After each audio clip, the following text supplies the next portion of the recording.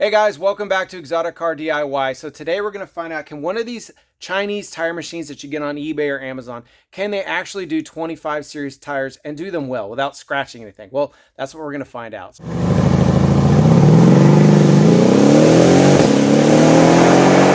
Hey guys, welcome back to the shop. Today we're going to be using my second favorite tool. The lift is number one, my tire machine is number two. So I'm going to be showing you how to install 25 series tires on this tire machine. If you have a tire machine, this will kind of show you how to do it. If you don't have one, this will show you why they charge more for 25 series tires. So now this is the xinkong 988 with the 680 balancer combo. It's very similar to any of the current models they have out there or the Mayflower models. I'm pretty sure they're all made in the same place and they just slap different logos on them. To be honest, I love this thing. So it has definitely paid its dues. Probably done, I don't know, maybe about 20 sets of tires. And all different kinds. Most of my cars, like I said, are very low profile tires. I got this tire machine because I was just sick and tired of people scratching my rims. So I got this and I have not had a scratch rim since then. Some of you guys know the backstory of the wheels on the e63. If you don't, basically I bought some wheels from a company called Variant. They're their helium model and they have a gross defect. Check it out.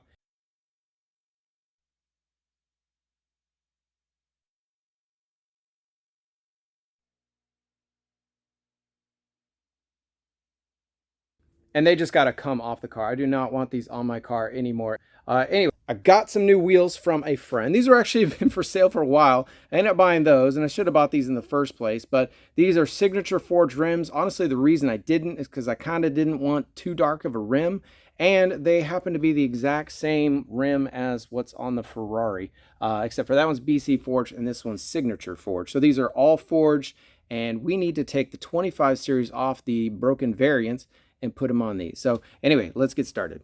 All right, so the first thing we got to do is break the bead. So I like to put a towel here just in case there's any rocks up there.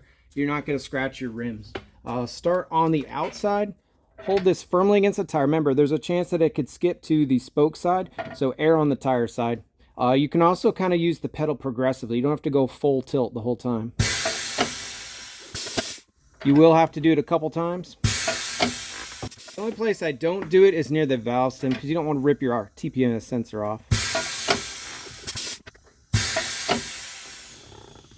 Another thing you can do is go ahead and put a little lube in there and that'll keep it from like holding back on. Now we'll flip the tire around and this is where the towel comes in handy.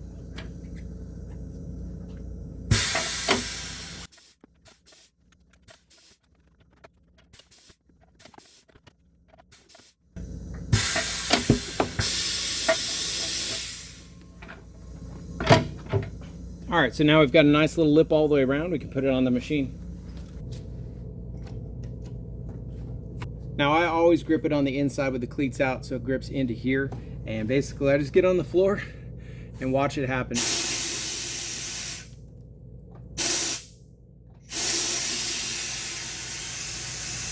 Now we're all locked. All right, so now it's time to get the tire off. So what I like to do,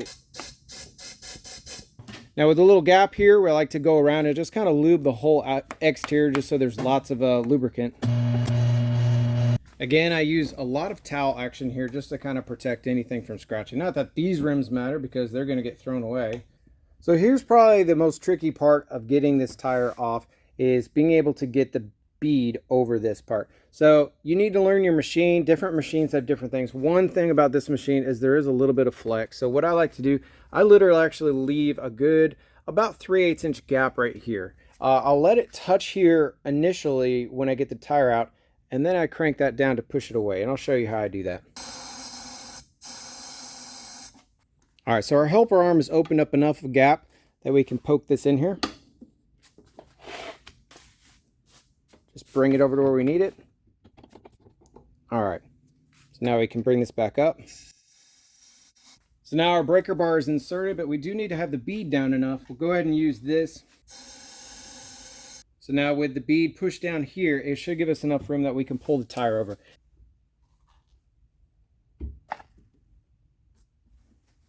Just in case your tool slips, put a towel there.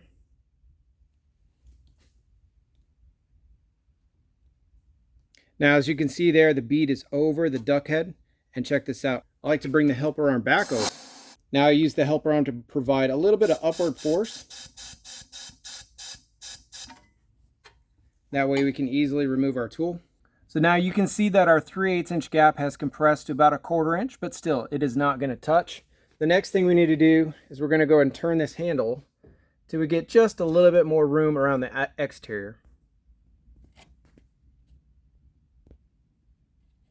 So now we got a little bit more room there and we're ready to come off.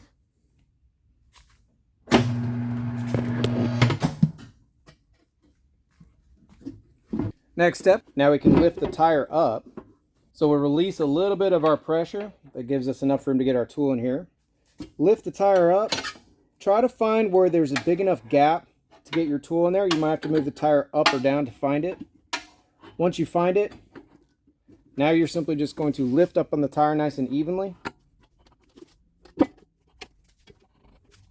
until it gets above the bump. And then once again, we're going to throw our towel in here, kind of push it over here just so the tool doesn't hit anything. We'll also bring our helper arm back over to lift the tire up. So now we'll pull this down, use the helper arm to kind of assist it. Again, tool comes out, make sure our towel is clear. Now put the tension back on there to pull the duck head away. We don't need much, just a little gap. There we go. And it's good to go.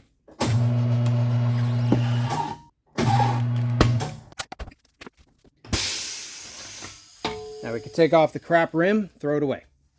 All right, so now we got the tire is off. We're ready to put it on there. What we're going to do, of course, lube it up.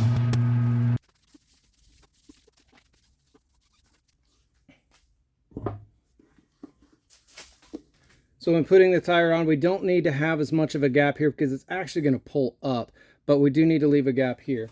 The tricky part is kind of getting it started because it likes to stay on top or underneath of this, and we need to get him on top. Now, like I said, I use a lot of lube. The main place you're going to put it is on top here because that's where the duck head is going to push the hardest. So now we got to do this tricky ballet because it's going to stay underneath here, but we need it to go on top of here. Now, you do ever want to put your fingers anywhere where they're going to get squished, but you do need to kind of lift up here on the back to get it above.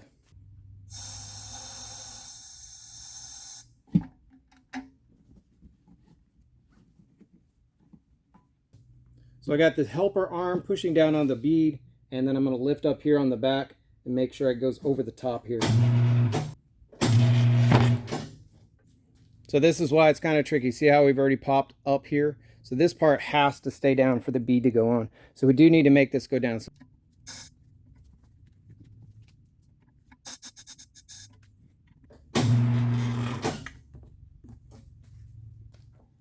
All right, so tire is halfway on, but let me show you the issue we have.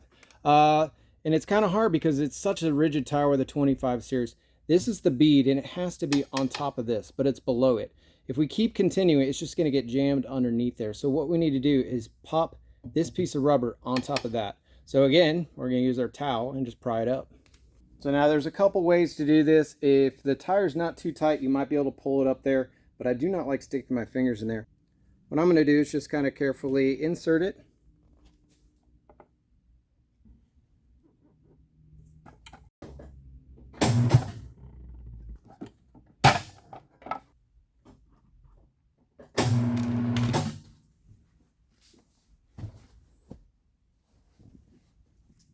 So now we're reaching kind of the most critical part where the tension is the highest. So we just need to make sure that this is pushed all the way down. You can even hold it with your hands. Real quick, I have these and I've used these. These work good on some higher profile tires, but you cannot use these on such thin things. They just do not hold it. Anyway, here we go.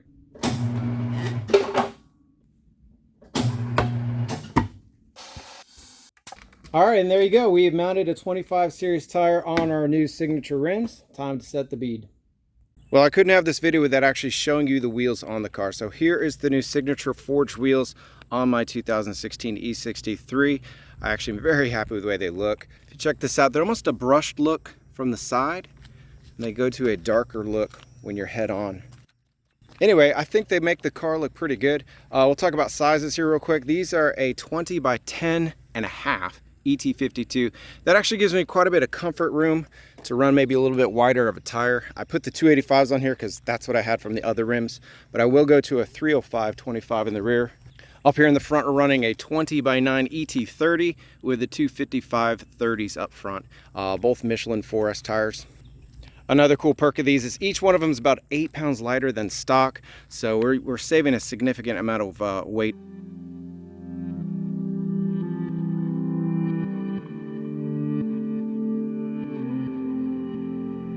I've already kind of gave you the review when I bought it, a 1-year update. Now it's been what, like 4 years, and a couple changes that I want to just go over in case you missed the second video. Changed out the head on the bead breaker. This one works so much better than that one that came with it. Two, let's see. There's a little bit of play that happened in this bolt. Tightening the bolt took away most of the play, but still, that's one of the weaknesses you have to compensate. So when you're doing like a high stress tire install, like a low profile, you just have to compensate. So if you know it's going to squish it down, the whole thing's going to flex, just start with it a 1/2 inch above the rim, and that'll, compensate for it. So that's just one thing you got to do. But other than that, I really had no failures other than just some, cosmetic stuff like the little plastic part broke on this. And the last limitation I found when I was putting on the tires on the 430, I found out that when you're trying to do like a 12-inch rim with a 305, basically the tire was hitting here. And to get it initially on there, you really couldn't put the tire at enough of an angle. So I had to kind of just improvise and just like shove it down a little bit with some of the other arms and stuff. And so, yes, the limit is somewhere around 11 to 12 inches on the rim and like a 305 tire. After that, you just don't have enough angle. I mean, it's the whole assembly is like this tall. So I've been very happy with it. It's worked out really, really well.